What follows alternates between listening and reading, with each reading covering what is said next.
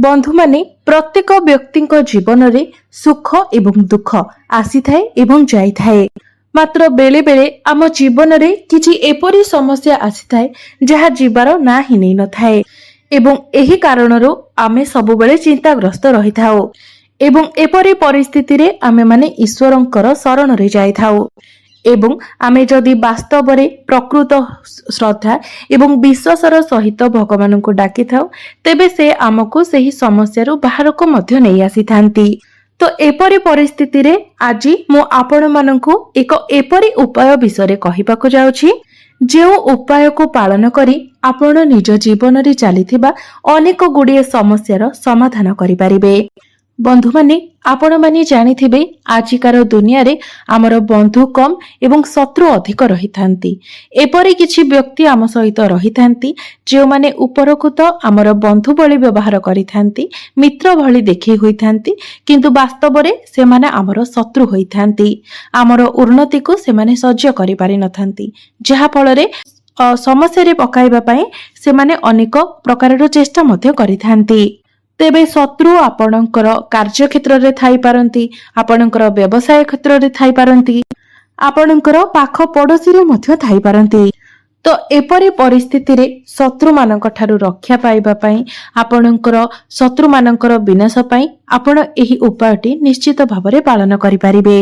बंधु माने जदि आपणक उपरे कोनोसी नकारात्मक शक्तिर प्रभाव रही थाए किबा कोनोसी कला जादूर प्रयोग करा जाय थाए तेबे आपण आपणक जीवन रे कदापि भी उन्नति करि पारि नथांती। आपणक उन्नतिर सबु रास्ता गुडिक बंद होई जाय थाए। तो आपण जदि एही उपायटी को परिनेउछंती तो निश्चित भाबरे ए सबु समस्या गुडिक आपणक जीवन रु दूर होई जिवो। तेबे आज मु आपणको लाल लंकार किछि एपरी उपाय विषय कहिबाकू जाउछि। जदि एही उपाय गुडिक आपण करिनियंती तो आपणक जीवन रु शत्रु भय दूर होई जिवो एवं आपणक उपरु सब खराब शक्तिर प्रभाव मध्य दूर होई जिवो। तेबे आपणक जीवन रे जदि शत्रु संख्या बढ़ी जाइछंती, जेउ आडे गले आपणको शत्रु भय लागि रहउछि किंबा आपणक शत्रु माने जदि आपणक विरुद्ध रे एपरी किछि कार्य करूछंती जहा द्वारा प्रत्येक क्षेत्र रु आपणको कष्ट मिलुछि, आपणको समस्यार सामना करबाकू पडुछि एवं ए सब समस्या रु आपण मुक्ति पाइबाकू चाहुछंती, तेबे आपण तीनोटी नाली लंका को जलाई एही छोटिया उपायटी करिनियंतु। एही उपायटी को करिबा मात्रे आपणकर शत्रु भय दूर होई जिवो। शत्रु माने आपणकर कोनोसी भी क्षति करि परिबे नाही। जेमिति नाली लंकाटी बहुत राग होई थाए सेमिति एहार रागपण द्वारा एहा आपणकर शत्रु मानकर सबु शक्ति को मध्य नष्ट करि देबो, सबु योजना गुडी को मध्य नष्ट करि देबो। एहा व्यतीत खराब नजरर मध्य एहा आपणको रक्षा करि थाए। समस्त प्रकारर नकारात्मक शक्ति को एहा तुरंत नष्ट करि देई थाए। बंधु माने नजर उतारिबा पई लाल लंका एवं गोलमरीचर उपाय बहुत ही प्रभावशाली होई थाए। बंधु माने एही लाल लंकाटी एते चमत्कारी होई थाए, एते प्रभावशाली होई थाए जे आपण जेमिति ही एहार उपाय को करिथांती एहा तुरंत ही तार फल आपणको देखै थाए। गोटे रु 2 दिन मध्यरे आपण एहार प्रभाव निज जीवन रे देखिबाको पाई परिबे। तेबे बंधु माने आसंतु जानि नेबा एही उपाय को आपणको किपरि भाबरे एवं केउ समय रे करिवार अछि। तेबे ता पूर्वरु आपण माने वीडियोटी को लाइक करी चैनल टी को सब्सक्राइब करि नियंतु एवं कमेंट बॉक्स रे भक्ति एवं श्रद्धार सहित जय श्री जगन्नाथ निश्चय लिखंतु। आपण माने निश्चित भाबरे जानिथिबे आपण माने जेतेबेले सफलता आडको गति करिथांती, ऊपर को उठिबाकू चेष्टा करिथांती तो समाज रे आपणकर शत्रु संख्या मध्य बढ़ी जाई थाए एवं से माने सबु दिकरु आपणको हैरान करबा पई चेष्टा करिथांती, समस्या रे पकाइबाकू चेष्टा करिथांती, आपणको तळको टाणीबाकू चेष्टा करिथांती। तेबे सेमानंक ठारू बंचिबा पई सेमानंकर समस्त प्रकारर षडयंत्र रु रक्षा पाइबा पई आपण माने निश्चित भाबरे एही उपायटी को पालन करंतु। एमिति कि आपणको तळको खसाइबा पई आपणकर उन्नति को रोकिबा पई किछि व्यक्ति आपणको उपरे तंत्र शक्तिर मध्य प्रयोग करिथांती, कला चातुर प्रयोग करिथांती। बेले बेले आपणकर घर उपरे ए सब प्रयोग होइथाय किंबा बेले बेले आपणकर बिजनेस रे मध्य ए सब प्रयोग करा जायथाय जहा फଳରେ आपणकर घरर उन्नति होई पारि न थाए किंबा जदि आपणकर बिजनेस करूछंती आपणकर बिजनेस रे भलो लाभ हेउथिबो तो हठात करी आपणकर लाभ बदल रे क्षति हेबाकु लागि थाए। तेबे एपरी परिस्थिति रे आपण जदि एही लाल रंगार उपायटी को करि नेउछंती जहा आजि मो आपणको एही वीडियो रे कहिबाकु जाउछि तो निश्चित भाବରେ ए समस्त प्रभावରୁ आपणको मुक्ति मिल जिवो। ए समस्त प्रभाव गुड़िक नष्ट होई जिवो एवं पुणी थरे आपण निज जीवन रे उन्नति करबाकु लागिबे। तेबे तीनोटी लाली लंका आपणको केउठारे जळाइबार अछि एवं केउ दिन आपणको एही उपाय को करिबार अछि।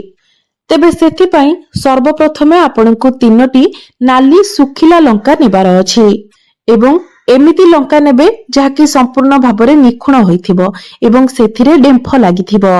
तापरे आपणको गोटे कर्पूर खंड नेबार अछि। तापरे आपण गोटे धळा रंगर कागज नियंतु जेउथिरे किछि भी लेखा होई नथिबो कोनोसी गार मध्य जेमिति न पडिथिबो संपूर्ण सादा कागजटी आपणको नेबार अछि एवं गोटे कलम मध्य आपणको नेबार अछि। एपरि कलम जहार रंग कला होइथिबो तार साहिटी जेपरि कला होइथिबो। तेबे एही उपायटी को आपणको आपणको निज घरे करिबार अछि। मात्र मने रखिबे आपण निज घरे गोटे एपरी रूम रे बसिबे जेतेबेले आपण एही उपायटी को करिबे जेमिति सेही रूम को केही न आसंती किंबा ए विषय रे आपणको केही किछि न पचारंती। उपायटी करिबा समय आपण कबाटटी को बंद करि देबे।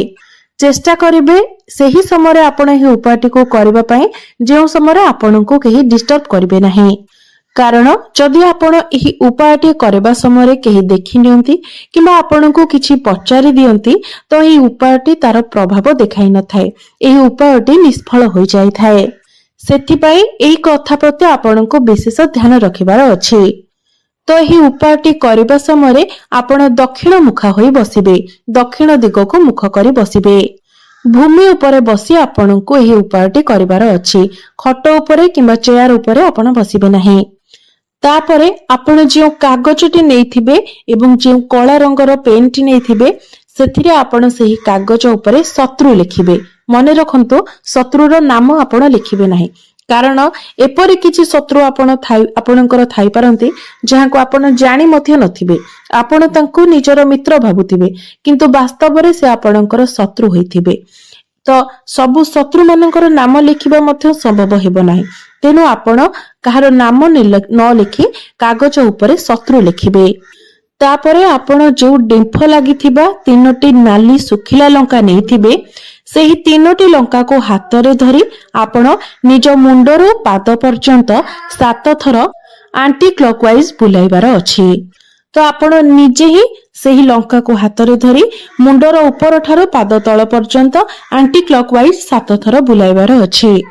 तापरे जेउ कागज रे आपण शत्रु लिखिछंती सेही कागज उपरे आपण सेही तीनोटी नाली लंका को रखि दियंतु एवं जेउ कर्पूर खंडटी आपण नेथिबे सेही कर्पूर को मध्य आपण लंका पाखरे कागज उपरे रखि दियंतु।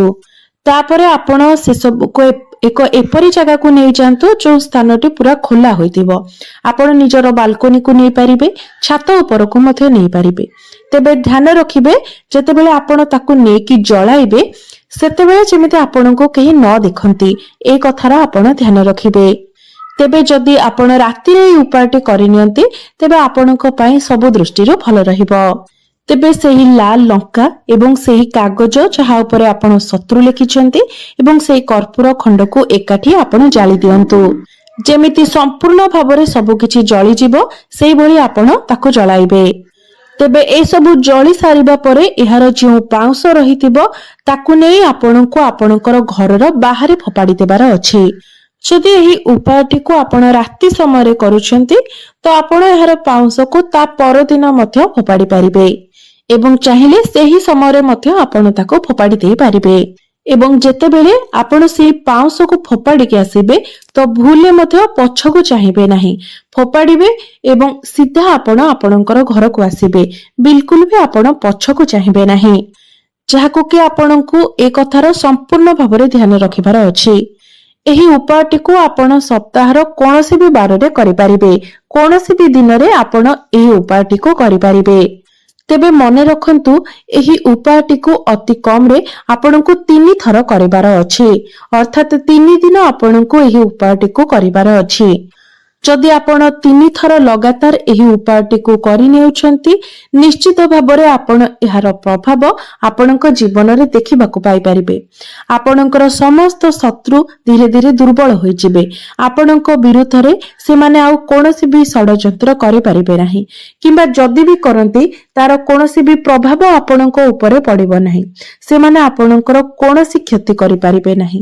ଏହା ସହିତ ଆପଣଙ୍କ ଉପରେ ଯଦି କିଛି ନଜର ଦୋଷ ଥିବ କିମ୍ବା କୌଣସି ବି କଳା ଜାଦୁର ତନ୍ତ୍ର ଶକ୍ତିର ପ୍ରୟୋଗ ଆପଣଙ୍କ ଉପରେ କରାଯାଇଥିବ, ତ ତାହା ମଧ୍ୟ ସମ୍ପୂର୍ଣ୍ଣ ରୂପରେ ନଷ୍ଟ ହୋଇଯିବ ଏବଂ ଧୀରେ ଧୀରେ ପୁଣି ଥରେ ଆପଣ ଉନ୍ନତି କରିବାକୁ ଲାଗିବେ।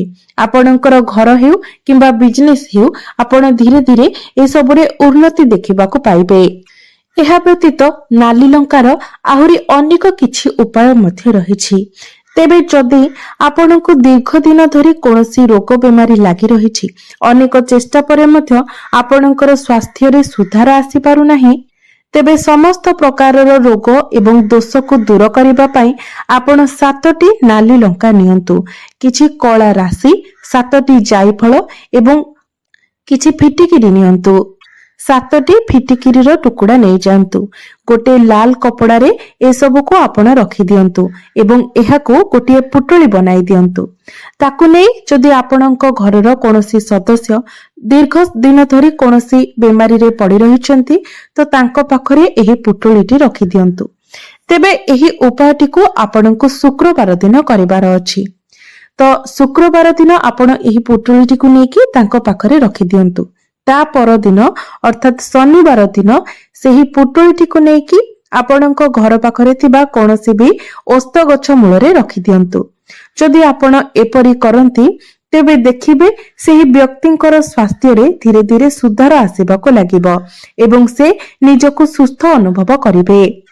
ଯଦି ଆପଣଙ୍କର ଧନ କୌଣସି ଜାଗାରେ ଅଟକି ଯାଇଛି, ଆପଣ କାହାକୁ ଧାର କରଜ ଦେଇଛନ୍ତି, ତାହା ଆପଣଙ୍କୁ ଫେରସ୍ତ ମିଳିପାରୁନାହିଁ, କିମ୍ବା କୌଣସି ବି କାରଣରୁ ଆପଣଙ୍କର ଟଙ୍କା କେଉଁଠାରେ ଅଟକି ଯାଇଛି ଏବଂ ଆପଣଙ୍କୁ ତାହା ମିଳିପାରୁନାହିଁ, ଅନେକ ଚେଷ୍ଟା ପରେ ମଧ୍ୟ ସେହି ଟଙ୍କା ଆପଣଙ୍କୁ ମିଳିପାରୁନାହିଁ, ତ ଆପଣ ଗୋଟିଏ କପଡ଼ାରେ ଲାଲ ଲଙ୍କା ବାନ୍ଧି ରଖିଦିଅନ୍ତୁ ଏବଂ ଗୋଟେ ସପ୍ତାହ ପରେ ସେହି କପଡ଼ାକୁ ବଦଳାଇ ଦିଅନ୍ତୁ। ପୁଣି ଆଉ ଗୋଟିଏ କପଡ଼ାରେ ସେହି ଲଙ୍କାକୁ ଆପଣ ବାନ୍ଧି ଦିଅନ୍ତୁ। ଏପରି ଯଦି ଆପଣ କରନ୍ତି, ତ ଆପଣଙ୍କର ଅଟକି ରହିଥିବା ଧନ ପୁଣି ଥରେ ଆପଣଙ୍କୁ ମିଳିପାରିବ। ବନ୍ଧୁମାନେ, ଯଦି ଆପଣ ବ୍ୟାପାର ବାଣିଜ୍ୟ କରୁଛନ୍ତି ଏବଂ ସେଥିରେ ଆପଣ ସବୁବେଳେ ଲାଭ ପ୍ରାପ୍ତି କରିବା ପାଇଁ ଚାହୁଁଛନ୍ତି, ଆପଣଙ୍କର ବିଜନେସକୁ ଆଗକୁ ବଢାଇବା ପାଇଁ ଚାହୁଁଛନ୍ତି, ତ ସେଥିପାଇଁ ମଙ୍ଗଳବାର ଦିନ ଆପଣ 7ଟି ନାଲି ଲଙ୍କା ନେଇଯାଆନ୍ତୁ ଏବଂ ଗୋଟିଏ ଧଳା ରଙ୍ଗର କପଡ଼ାରେ ସେହି ଲଙ୍କାକୁ ବାନ୍ଧି ଆପଣ ଗୋଟିଏ ପୁଟୁଳି ବନାଇ ଦିଅନ୍ତୁ ଏବଂ ତାକୁ ନିଜର ଧନ ରଖୁଥିବା ସ୍ଥାନରେ ନେଇ ରଖିଦିଅନ୍ତୁ। ଅର୍ଥାତ୍ ବିଜନେସରେ ଆପଣ ଯେଉଁଠାରେ ଆପଣଙ୍କର ଟଙ୍କାକୁ ରଖୁଛନ୍ତି ସେଠାରେ ରଖିଦିଅନ୍ତୁ। ଏହି ଉପାୟଟିକୁ କରିବା ଦ୍ୱାରା ବିଜନେସରେ ଆପଣଙ୍କର କେବେ କ୍ଷତି ହେବ ନାହିଁ ଏବଂ ଆପଣଙ୍କର ବିଜନେସରେ ଆପଣଙ୍କର ଉନ୍ନତି ହେବାକୁ ଲାଗିବ, ଆପଣଙ୍କର ଧନରେ ବୃଦ୍ଧି ହେବାକୁ ଲାଗିବ। ତେବେ ବନ୍ଧୁମାନେ, ମୋର ଏହି ଭିଡିଓଟି ଯଦି ଆପଣମାନଙ୍କୁ ଭଲ ଲାଗିଥାଏ, ତେବେ ଭିଡିଓଟିକୁ ଲାଇକ୍ କରି ଚ୍ୟାନେଲଟିକୁ ସବସ୍କ୍ରାଇବ କରିଦେବେ।